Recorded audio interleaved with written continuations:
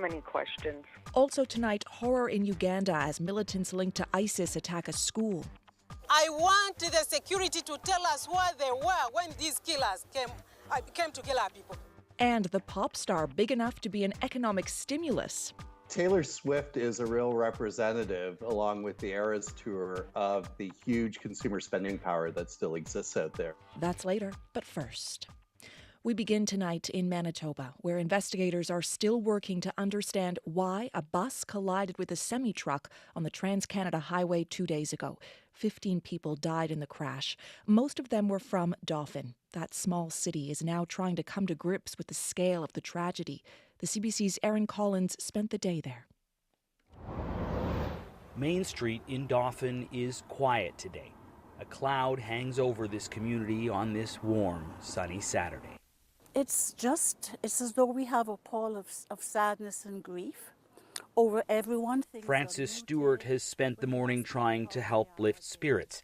The deacon with the local Anglican church reaching out to families and friends of those lost in Thursday's deadly crash on the Trans-Canada Highway, trying to help those left behind deal with the loss of so many here. You listen, you mirror, you try to, absorb all that they're saying.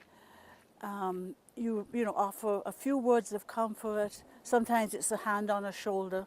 Sometimes you just sit and weep with someone. 10 people are still in hospital, fighting for their lives, dealing with serious injuries from the crash.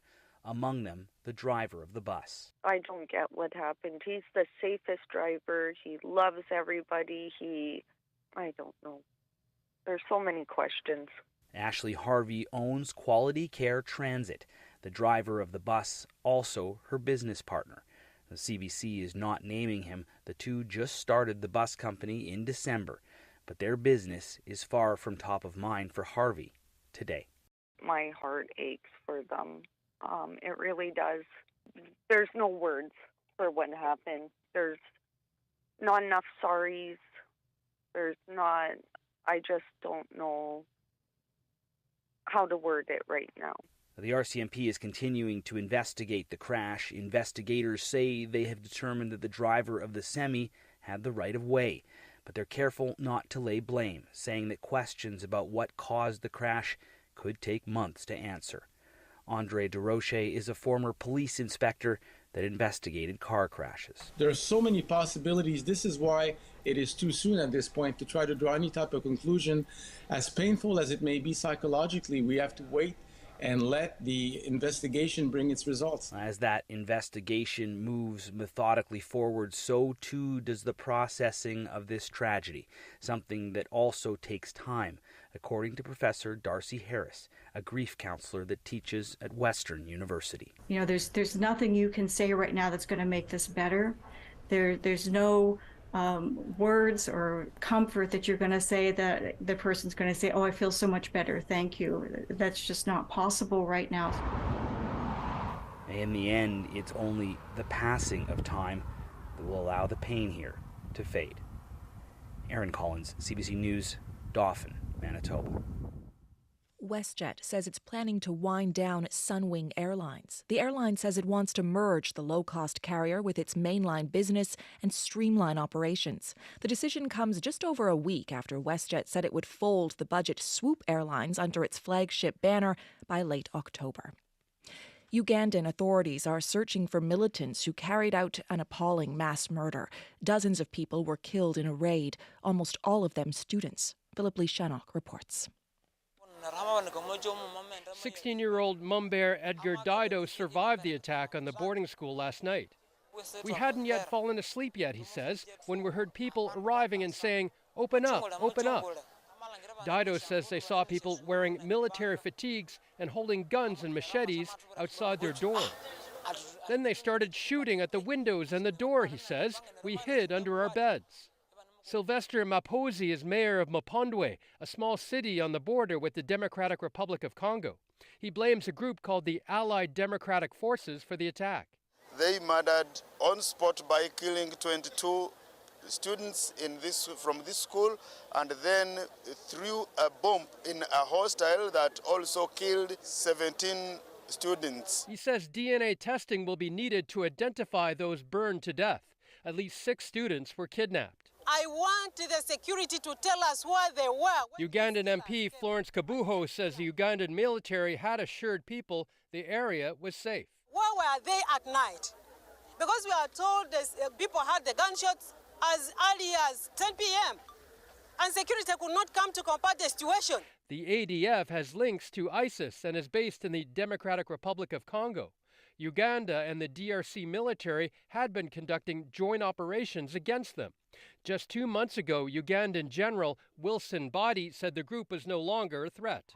We have degraded the capacity of the ADF to make a war. They are now scattered in smaller groups. Once they converge, we will hit them with our big guns. Richard Moncrief of the International Crisis Group says the ADF numbers about 1,000, and this raid may have been to grow their ranks. They have suffered to some degree from military operations over the last year and a half. It's a way of recruiting young children into the groups, very sadly. And he says the attack may be to send a message to other ISIS-affiliated groups that they are still effective. Philip Lishanok, CBC News, Toronto. The grim search continues off the coast of Greece for survivors and victims of a migrant ship that sank with at least 750 people on board. Authorities say 104 people have been rescued and 78 bodies have been recovered, but hundreds more are believed missing. Megan Williams reports from Kalamata, where people are trying to find their loved ones. Not in the list. An official stands pressed against the door of the Port Authority here in Kalamata, southern Greece, grasping a handwritten note she reads from. Mohammed Al-Kalble, not in the list. The names are some of the hundreds of people who were on board the migrant boat that capsized south of here, that relatives who have come from throughout Europe have submitted to them, and now stand hoping to hear if they're on the list of survivors. 1, 2, 3. Mohammed Arshad, a Pakistani who lives in Athens, counts the documents of young men from his village. None of the 5 is on the survivors list. Officials say of the 213 Pakistanis who boarded the boat, only 12 survived, 47 from Syria and 43 from Egypt. Many here are angry at the officials who tell them little, and at the European Union that they say makes it next to impossible for many nationalities to come here safely. If I could call my brother legally to come and see me, why the hell would he get in a rubber dinghy? Said Mohammed Ami from England. Relatives here are also angry at the Coast Guard, who survivors of the wreck say may have caused the capsize. British Pakistani Ahmad Alamgir, also here with a list of names, said a Coast Guard official told him this. The Coast Guard threw over a rope, and the Egyptians that were mainly on top board, they tied the rope. They got very happy that we were being rescued, but as soon as the Coast Guard accelerated out with speed, it swung one side. As it swung one side, people fell in the sea. Then it swung the other side, they fell in the sea. And then on the third time, it capsized. The Coast Guard who mentioned this to me, I said, were you there? He goes, I wasn't there, but I saw this on a video, because they've got videos from the actual Coast Guard. But officially, the Coast Guard is denying that version. Its spokesperson, grilled by the host of a news show here, said there is no recording of the rescue because the crew neglected to turn on the cameras, a claim met with widespread skepticism. In the meantime, 9 men have been arrested for trafficking linked to the capsize. They'll appear in court here on Monday. Megan Williams, CBC News, Kalamata.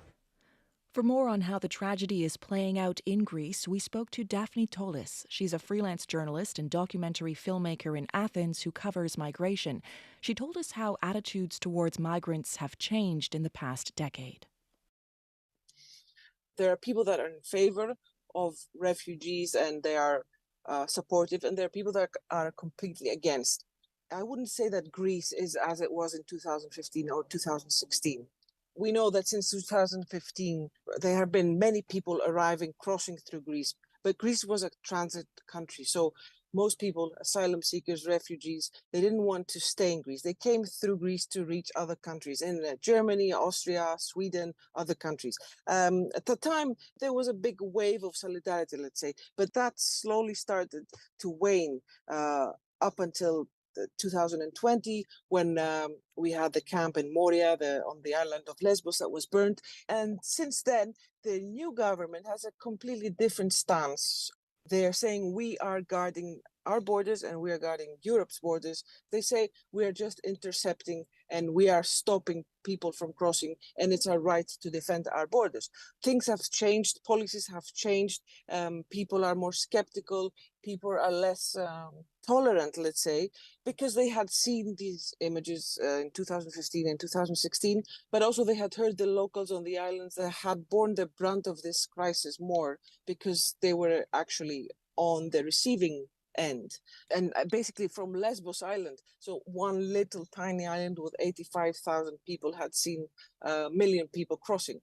This kind of changed their stance towards this refugee solidarity that was shown back in 2015 up until 2016, where the other countries in Europe started closing their borders. So if people are becoming less tolerant, it sounds unlikely that we'll see a more welcoming approach to people crossing in this way. Do you think that more pathways could open legally?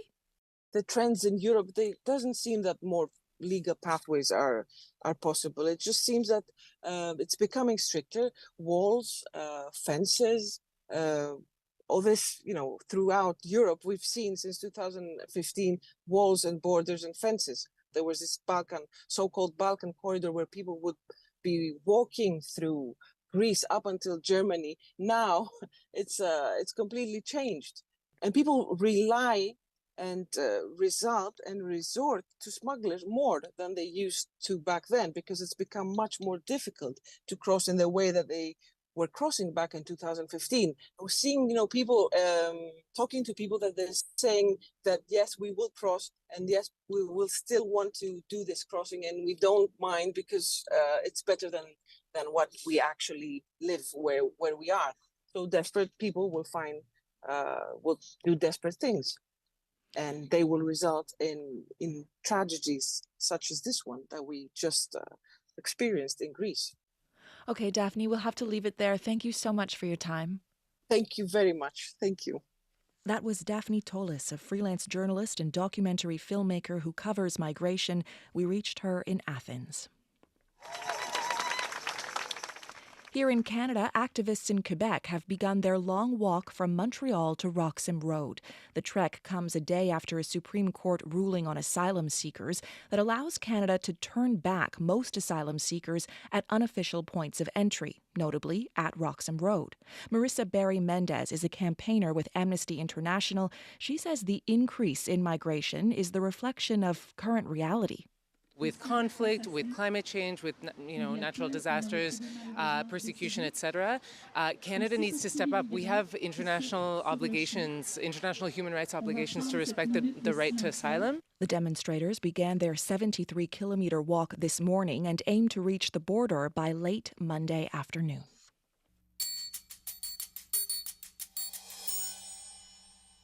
Nearly 250,000 post-secondary students will graduate this spring in debt. Last July, nearly 2 million Canadians owed the federal government more than $23 billion in student debt. And while the federal government recently made changes to make repaying student loans easier, some say those changes don't go far enough. Aloysius Wong has more. Let me first welcome and congratulate all the graduates that are here today. It's a time of celebration for students graduating this spring, but for those with student loans, a new countdown begins. In 6 months, their repayments start. Fortunately for them, the federal government permanently eliminated interest for federal student loans this April. I was honestly very happy to hear about it. Daniel Oyangin graduated from McMaster University in 2022. He started repayments last fall. You don't really see a difference right away, but doing the math, you know that it does make a difference over time. Employment and Social Development Canada says the change will save graduates an average of $520 a year. But some provinces still charge interest on provincial student loans. By the time I was in my 4th year of university, I was working 3 jobs while I did my full year undergrad. Rania Phillips is a recent University of Toronto graduate. She's taking a year to work before starting her master's to pay off some of her loans. She says the cost of tuition made it difficult for her to make the most out of her education compared to some of her peers. So for friends whose parents are supporting them even still after they're undergraduate, there's a kind of freedom to pursue interests and like consider programs that aren't necessarily the most traditional. The entire outlook, I guess, of your future is very different. Erica Shaker is the director of the Canadian Centre for Policy Alternatives. She says Phillips' story is not unique, and this has a negative impact on young graduates beginning their careers. It means that in order to begin making repayments, new graduates may find themselves taking whatever job they can or multiple jobs. And this, of course, speaks to the cycle of precarity that so many people, young people, but not just young people, find themselves trapped in. Shaker considers student loans as a gateway debt, holding people back from financial milestones like buying a car or owning a house. She wants governments to improve financial supports for students and forgive all outstanding loan interest. And she's not the only one. I don't have any financial goals. I can't. Ari Black teaches American Sign Language at Carleton University. He started a petition to eliminate interest on student loans in all provinces and amend repayment assistance programs to account for expenses. I mean, we've already have people choosing rent or food.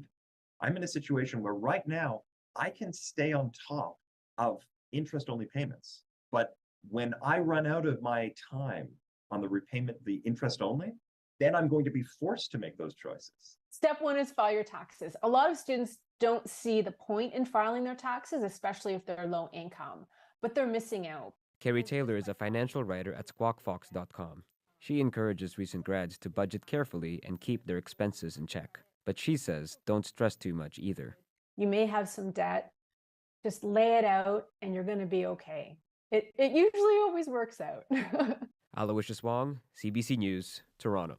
In the South Korean city of Daegu, police have faced off against local city officials over an LGBTQ+ festival. 500 local officials, including Daegu's mayor, tried to block organizers from setting up for the annual event. When the demonstrators refused to move, police physically removed them to clear a path for the organizers' trucks. Earlier this week, local businesses and churches tried to ban the festival through a court injunction. The court sided with the festival's organizers. An anti-transgender campaign is being blamed for dethroning the top beer brand in the United States. Bud Light's sales plummeted after it partnered with a trans influencer, and now its parent company has announced it'll be cutting checks to wholesalers who lost money as a result. Anise Haydari explains the backlash and the backlash to the backlash. Hi. An Instagram ad for Bud Light. I got some Bud Lights for us. But this ad in April featured transgender woman and TikTok star Dylan Mulvaney. It prompted a conservative backlash, and over weeks, criticism of Bud Light from certain quarters kept getting louder. Bud Light. Now, numbers show sales have dropped. I certainly see a correlation between, some of the backlash that we saw online or started to hear or read or see online with the recent accelerated declines in sales. Dave Williams is a beer industry analyst. His company looked at data and found that Bud Light retail sales slipped and kept slipping. This is sort of uncharted water for a brand like that when it comes to 7 weeks of sharp declines of that magnitude. And it's something that a lot of eyes and ears are obviously on. Bud Light isn't number one anymore. The company distanced itself from that Instagram post, but that response didn't win many LGBTQ fans. Their reaction was what caused the problem. The response has done as much damage as the promotion did, says Scott Knox, who founded industry group Pride in Advertising and Marketing. He guesses Bud Light didn't expect a backlash because they've targeted the Pride market before. Their reaction was lukewarm. It wasn't decisive either for the main heterosexual audience, neither was it decisive for the queer community. So they sat in the middle and ultimately failed. It's a vibe felt in Toronto's gay village. That was awful, and they kind of let out like a little bit of an apology, I saw almost. You're just doing stuff because it's ticking a box, and then as soon as you get backlash, you're walking away. But including trans people in marketing campaigns can have social value, says Cyrus Marcus Ware. He teaches courses on gender and visual culture at McMaster University in Hamilton, Ontario. So having a beer company directly market to queer and trans people says, hey, hold on, we actually recognize that you exist, that you're part of our community. We want some of your dollars, but also, you exist. Ware also says avoiding LGBTQ figures and focusing on straight people in ads can imply everyone else has a problem. The problem with the idea of neutrality is that we're essentially saying that straight is neutral. Queer and trans people, straight people, we all are part of this community and this ecosystem. There are real financial incentives in representation, says marketer Scott Knox. All beer is queer, and it has been for over 10 years.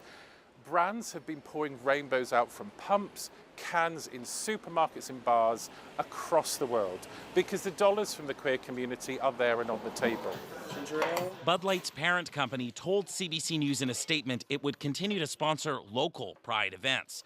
But the company is also launching a new summer advertising campaign after saying it recognizes that recent events have people talking about anything but beer when it comes to Bud Light.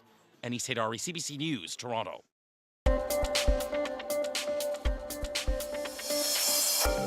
You're listening to The World This Weekend on CBC Radio. I'm Stephanie Skandaris. You can listen to this program anytime on the CBC Listen app or on the CBC News YouTube channel. Starting Mondays, you can download a special curated edition of the program featuring our favorite stories from the weekend.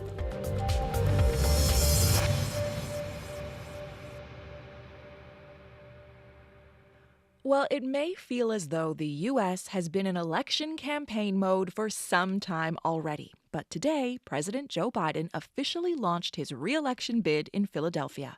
Biden is touting his economic record and highlighting pocketbook issues he hopes will resonate with voters. But as Chris Reyes reports, the president's age has emerged again as a sticking point. The President of the United States, Mr. Joe Biden!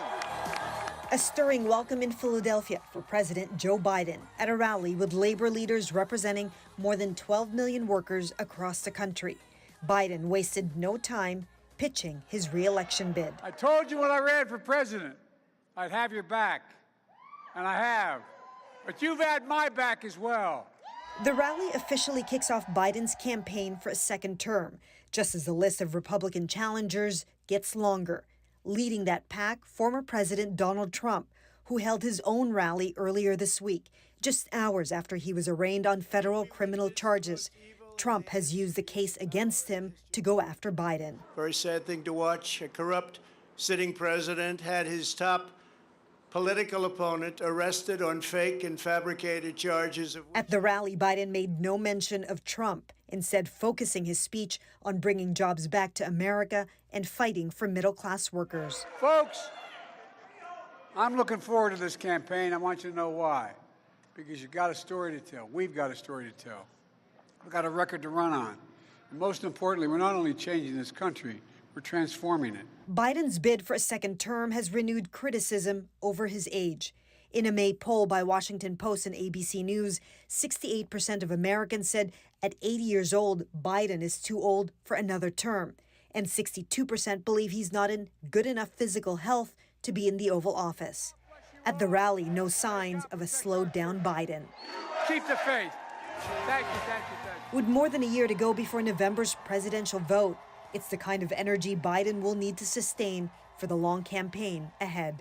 Chris Reyes, CBC News, New York.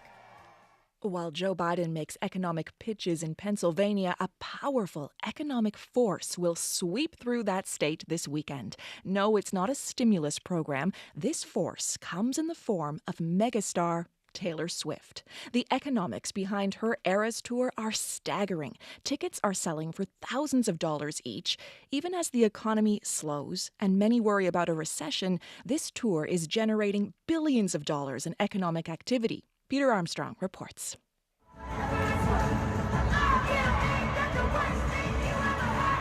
Cassie Leonhard's Instagram feed is awash in videos and pictures from Taylor Swift's opening night of the Eras Tour. She planned, she saved. Her flight from Vancouver to Arizona cost $980. The hotel cost $590. Her ticket ran her another $550. but worth, she says, every penny. Yeah, if I had the capital to do it, I probably would drop $6,000 to have a front row ticket. It's worth it 100% for me anyway. That willingness to spend, that exuberance, has its benefits. One report found all those flights, dinners, and taxis by Taylor Swift fans will eventually add up to nearly $5 billion in economic activity. This isn't just about Taylor Swift. This is about the importance of place and being together after a period when we couldn't do so. Economist Brett House says during the pandemic, people renovated or fixed up their backyards. They bought consumer gadgets, but what they craved were experiences. House and his niece were able to nab tickets to a recent Swift concert in Detroit. He saw with his own eyes how the Swift tour tapped into consumer sentiment. Taylor Swift is a real representative, along with the Eras Tour, of the huge consumer spending power that still exists out there. That resilience in consumer spending is good for local businesses, but it worries policymakers. Bank of Canada Deputy Governor Paul Beaudry says central banks have aggressively raised interest rates with the express purpose of slowing spending. Despite all this, we've been surprised about the people are going out and buying still a lot of things. That's kind of bit the more the surprising part, is actually that strength among the consumers. And all those Swifties are a big part of that, flocking to city after city, bidding up the cost of tickets, hotel rooms, and everything else along the way. Some say Swift and other big acts like Beyoncé's European tour are actively feeding into the inflation problem central bankers are trying to fix. But Manulife Investments chief economist and noted Swift fan Francis Donald says the real issue is that this spending and this moment are fleeting. Taylor Swift has perfectly timed her concerts to a period where peak consumer spending and peak employment rates are really a substantial qualifier of our current economy. 6 months from now, we likely aren't going to see tours of this magnitude. But for now, Swift and her fans remain together, reveling in the moment, paying whatever they can for memories that will last a lifetime. Peter Armstrong, CBC News, Toronto. You look like fun to me. You look a little like somebody I know. From one musical force to another, here's a top contender for Song of the Summer. Kylie Minogue with Padam Padam, the lead single from her upcoming 16th album. The song's gone viral, inspiring memes galore and resonating with the LGBTQ+ community, as described to YouTuber Stan Chris. Do you know what Padam is? No, what is it? Kylie Minogue, duh. What does it mean? Are you kidding me? It's the biggest song out right now. So how do you use it in a sentence? People are like, what are you doing tonight? And I go, Padam. Padam, Padam. It means being gay and having a great time. The song's also racing up the charts in several countries, particularly the UK. It's Kylie's first song in the UK top 10 since All the Lovers in 2010.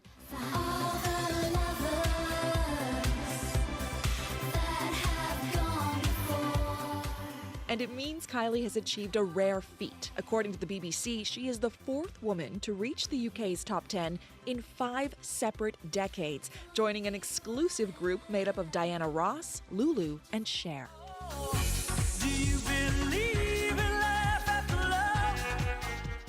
Yes, Kylie's come a long way since 1987's Locomotion.